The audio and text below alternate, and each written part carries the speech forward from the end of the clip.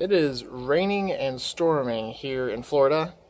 So what better to do than to stay inside and talk about a DOS gaming laptop? Let's rock.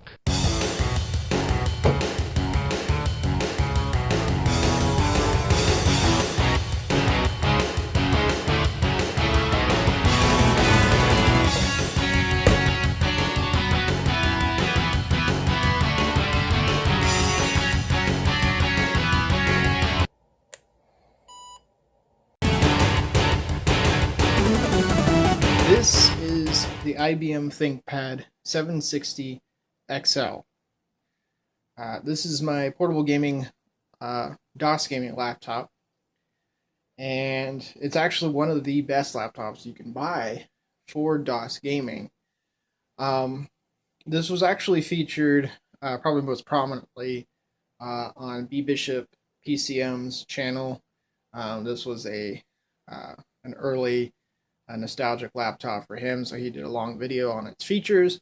You can check that out to get a really in-depth look at what some of its better features and advantages are. But essentially, this ThinkPad laptop is, well, first of all, it came out in around 1996, 1997. And it comes with a Pentium MMX at 166 megahertz. My particular model has 48 megs RAM installed. You can see it does have a CD-ROM drive as well. And an SVGA screen, which is 800 by 600. There's a lot of really good things about this laptop to make it a great DOS gaming machine. You just kind of have to look a little closer. All right, so the first notable feature is the raising keyboard. As you flip it open, the keyboard will raise at a slight angle.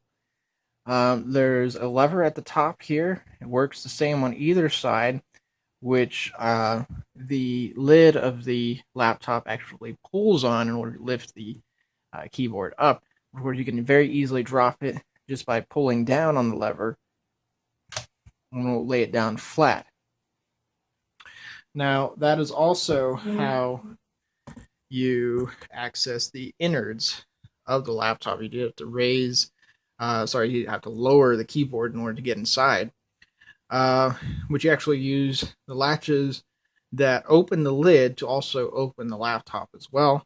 So on either side, at the base of the laptop, you just push back on it, and the keyboard lifts up just like that. And you can see very neatly you have all the parts laid out here. Got a nice color scheme going along with it as well. Of course, this is the hard drive, the battery in the middle, and the CD-ROM drive, of course. So literally all of the core components of the laptop are located in just this section in the back. BBISHOPPCM also did a breakdown of this laptop, so if you want to see what the innards of this section look like, you can check out his video. It's a very shaky video, so don't watch it in full screen if you get motion sick easily. But this is actually a multi-layer kind of sandwich of PCBs, all dedicated to different components. So although it looks small, there's actually multiple boards inside of this thing, so it's very densely packed with the processor board, the graphics board, the sound chip, etc. So this is not the top of the line version, but it's pretty close. On my particular model, I upgraded the hard drive to a 3 gigabyte hard drive, which you didn't typically see except on the XD model. So I went ahead and retrofitted that onto this laptop. It did originally come with a meager 1 gigabyte hard drive, and I just cloned that to this drive. So I'd have all the drivers and original software still intact. The CD-ROM drive as well, I added later, which is a 20x speed. I actually don't think that was the standard speed for laptops of this time. I believe 8x for this particular line was the standard. But I bought this aftermarket. This might have been used for one of the later models, possibly the 765, I'm not really sure. But I was really happy because this one was practically brand new, looked unused. So yeah, it makes it really easy. You got these pull tabs on here to just simply lift up components, so you can easily install a floppy drive if you need to. Just comes up like that, really simple. I need to go ahead and push that down. It locks into place. So they're very specific. You don't push here in the middle of the drive or here. You can bend the metal casing and disrupt the operation of the devices. So that's really cool. This is a little LCD indicator to tell you how far along the battery is while it's charging. So it's actually turned off right now, but this stays on to let you know how full it is, so you can get a quick indicator of how much longer it needs. So really cool, pretty modern feature there. And it's not just a simple light, although it does have a light. When you close it, there is a light located in the back that changes from orange to green when it's finished. You have the standard IBM ThinkPad sort of rubberized matte finish. Mine's pretty beat up. It's got a lot of scratches on it. So if you get one of these and they're really sticky, you can use talcum powder, or in other words, baby powder. Essentially the same thing, except with a scent. And it works very well for this particular material. It doesn't work on all sticky rubberized surfaces, but on ThinkPads, it's a really good solution. Before I replaced the palm rest, I had one that was really beat up, and I used baby powder to get rid of the stickiness. But this new palm rest is a lot newer and cleaner looking. So I've done a little bit of restoration work. The screen is a little beat up. I'm going to go ahead and turn it on.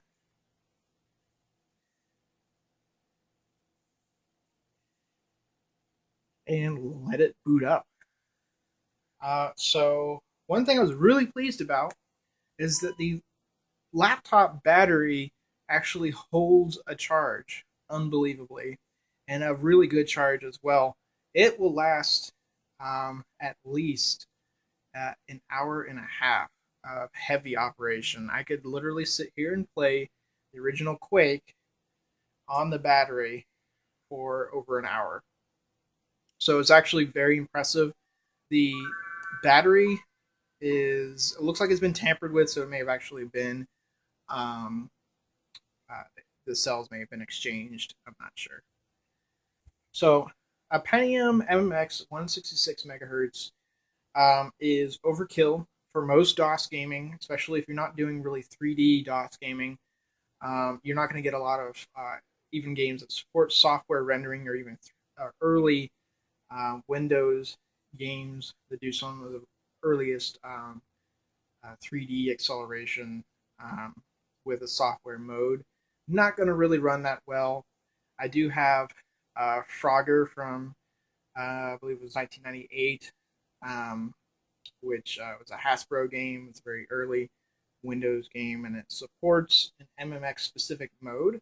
However, the CPU is still too slow to run the MMX software graphics mode, so actually it's better to turn that off and run it in a lower color quality in order to get a smoother frame rate and the lowest possible resolution as well.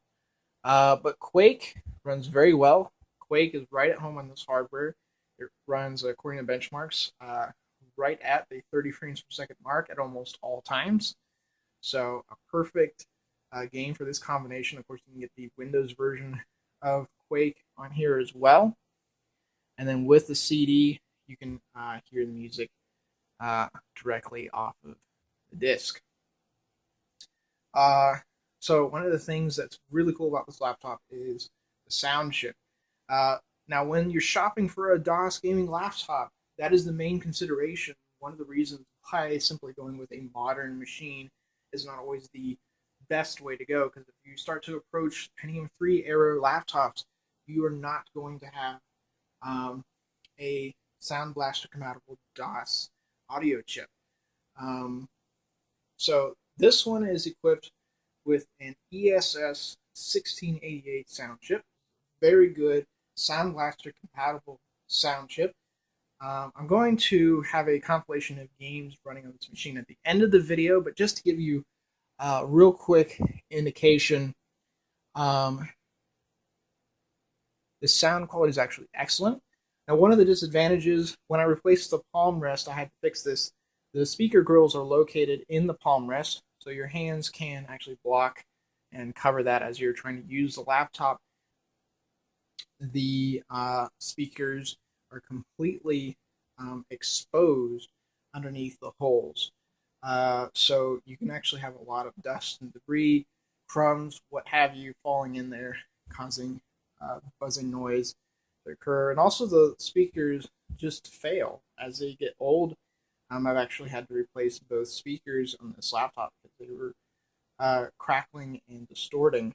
But I went ahead and found a $1 pair of headphones and then took the foam covers off of them and cut them up and slipped them in between the speakers and the outer grill, just so I had something to block the dust and the particles from getting inside. So let's just go ahead and load up Star Wars Dark Forces.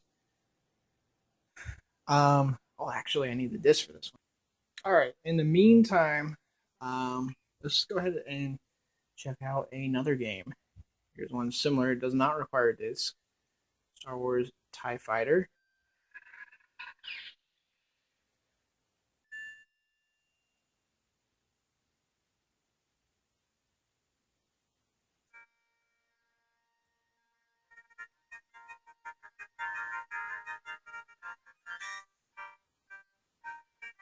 So it has a very clean sound, very crisp. It just sounds excellent. And the volume actually goes up pretty high.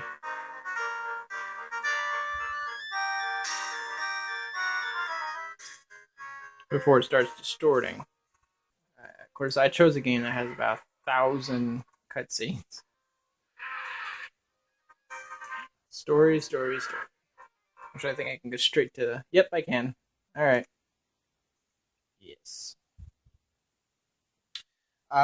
So there's almost no setup. There's almost no tweaking of anything that you have to do. The sound chip in this thing just works. So that's excellent. At some point down the road, I will be working on a MIDI interface for this laptop. I actually have it on battery power at the moment, so I can just show you really quick the port selection on the back.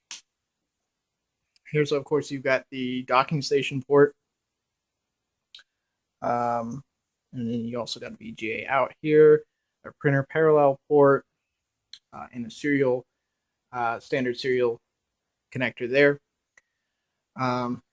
So there is actually a way to connect an external MIDI device through serial.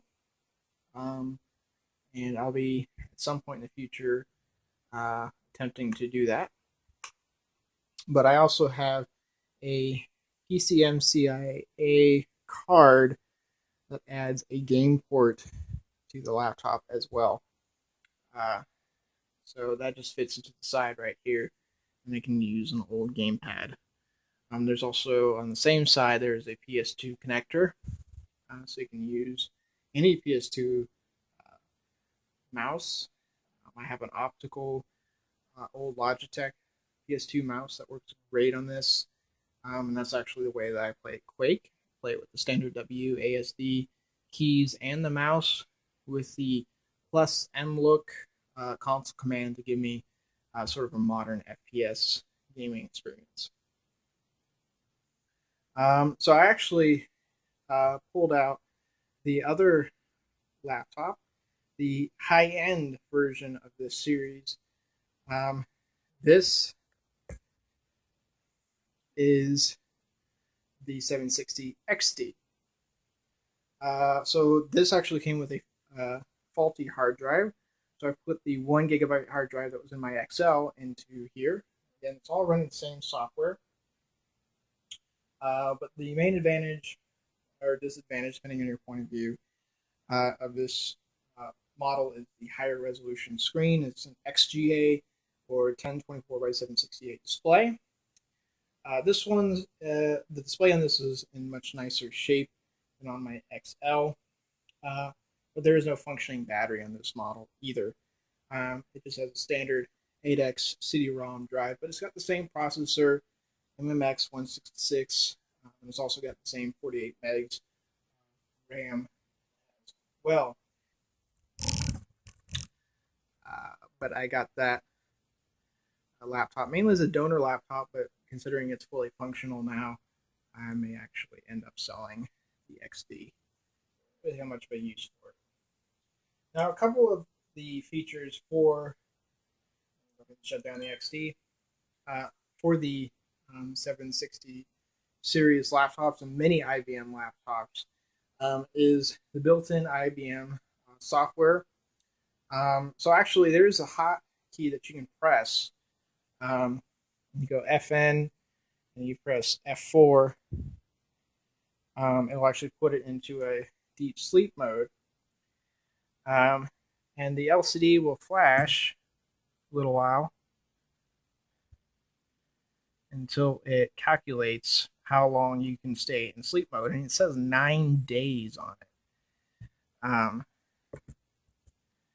So it can sit there in sleep mode in 9 days. And while you're in sleep mode, you can actually go ahead and modify the hardware.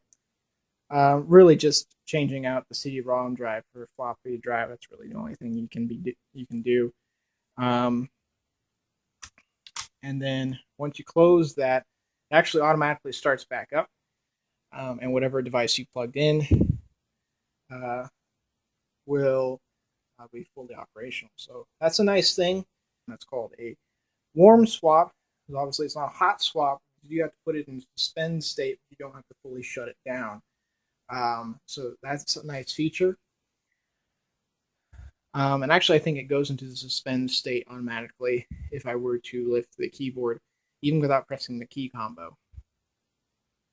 So in a folder I've put over here called IBM Programs, you can take a look at some of the IBM software that's already on this machine that gives you some additional functionality that you won't find in a lot of other laptop models of this era. So if I go to ThinkPad here, and I go to ThinkPad Features, it's going to load up an application that gives you a lot of settings for the software, or for the hardware rather. So let me go ahead and bring this in just a little closer. Not much closer, but that helps a little bit. Okay, so there's a lot of settings here. There's a lot of buttons along the sides. The sort of graphic depictions of the laptop mainly just help you to find what button you need to press. And it draws little lines pertaining to each button, but you don't have to do that. That's just an aid if you don't know what you're doing exactly, which you probably shouldn't even be using this if you don't. So these faucet icons indicate the performance profile that it's set to. So since it is unplugged, it is set at a automatic or battery mode. You can go to high performance with the full faucet on. You notice there's more water rushing out of the faucet there. Low performance is basically shutting the valve off. That's kind of how they indicated it. They're not the only ones to do so. So first button here is just a system information button. Gives you a little bit of a rundown on the BIOS information, system board, serial number, etc. If you go into the keyboard, you can turn TrackPoint off and on, or disable enable the FN key lock feature, which I guess is a toggle for the FN button instead of having to hold it. If you go to the speaker icon, you get settings for audio, and there's actually an advanced button here, which inside of Windows lets you change the IRQ, the DMA, the IO address, etc. And yes, a lot of this can be done within the Windows Device Manager as well. It's pretty cool to have it all here in one place. You also get settings for alarm as well, for low battery, etc. Settings for the dock.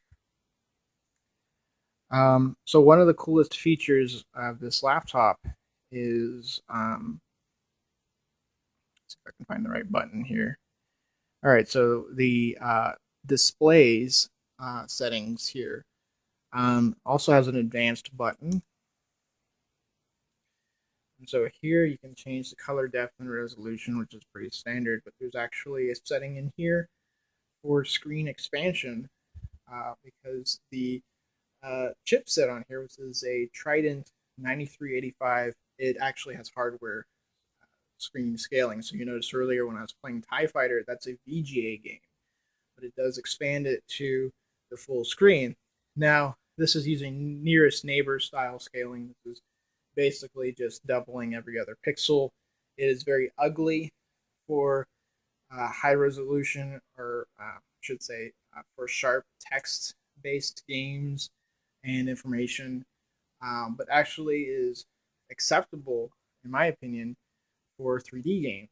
So with the screen scaling feature, which is a very early implementation of that function, you can actually get essentially VGA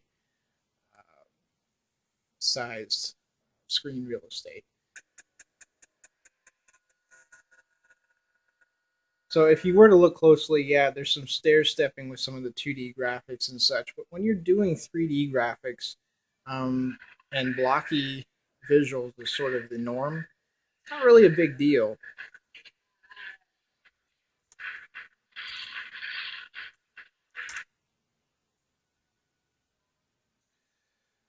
And of course, using a TrackPoint or AccuPoint or some other sort of uh, similar pointing device is actually my favorite way to play these old DOS games. Now, I don't find I have to mess with the IRQ settings very much on the audio. It's actually set to what a standard Sound Blaster would have typically been set to. I believe it was IRQ 5, if I'm not mistaken. So a lot of games, just out of the box, they just work with the sound chip. And actually, this is a great example. This version of Doom is actually the Steam version. So what I did is I just copied the files from the root directory from the local content folder, minus all the DOSBox files,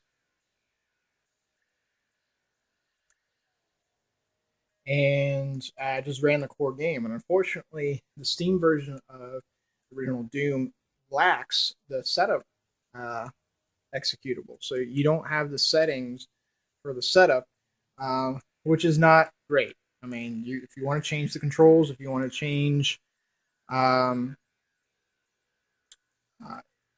sound settings to something besides Sound Blaster, you would need that setup file program. So, unfortunately, without that, some laptops just don't work. And actually, what a lot of people recommend for DOS gaming is the Toshiba satellite series of 300 and 400 CDT laptops. And those are great.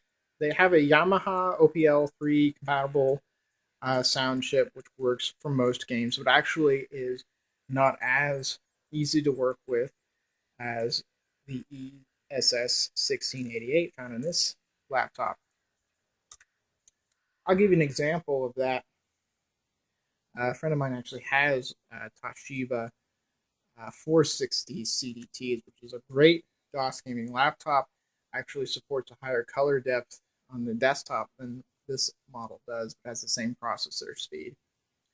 But if he tries to play, let's see, where is it? Oregon Trail, it actually won't work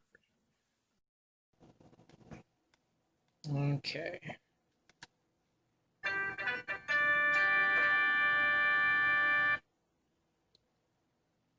So this was a game that wouldn't get any sound whatsoever on a Toshiba Satellite 460 CDT. So I know it works perfectly. You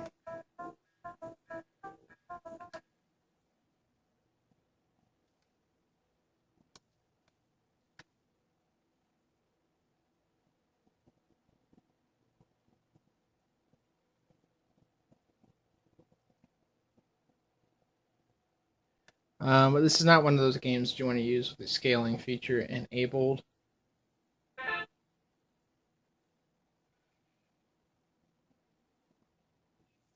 Now the other cool thing about this laptop is that because it has the standard ThinkPad sort of mouse cap on it, you can exchange this with decades worth of different mouse caps, and it just pulls off really easily.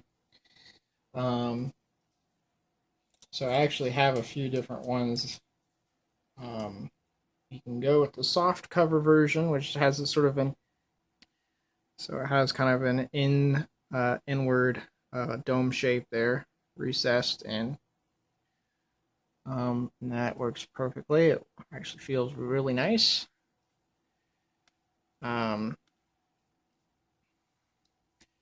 Actually, the one I have been using is a more modern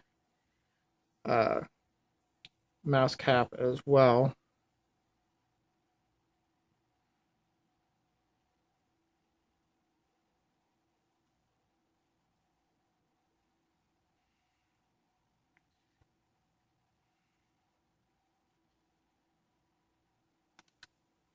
Yeah, so on the whole, an awesome laptop. These go for a lot less money typically than Toshiba laptops, because again, Toshiba satellite laptops are the go-to for laptop DOS gaming for whatever reason. A lot of people have spoke very highly of the Yamaha sound chip that's in use on those laptops, but actually, in my opinion, they're not as good as the ones in these older ThinkPads. The only issues you may run into is getting one in good condition with the rubber surface. A lot of them are scratched or deteriorated, and so they may not aesthetically look very nice anymore. But with the bargain price, is actually a great way to get into DOS gaming just in general. Essentially, this is a fraction of the cost, a fraction of the effort and setup, and also a fraction of the space, obviously, because it being a laptop, it folds up, fits under the bed, in a corner of the closet. So if you are short on space where you live, this is just the route to go. You can still get an authentic hardware experience out of it, and you can still use external MIDI devices if you want to get, say, a Roland external MIDI device going. That is still possible. Here we see Duke Nukem 3D running in VESA mode at 800 by 600. Still very playable even inside of Windows. You can get a little bit more performance if you restart in MS-DOS mode. It still has that great Sound Blaster music and sound effects going on, but yeah, so this is a really awesome route to go. So I'm going to close out the video with some game footage. So enjoy. Thanks for watching.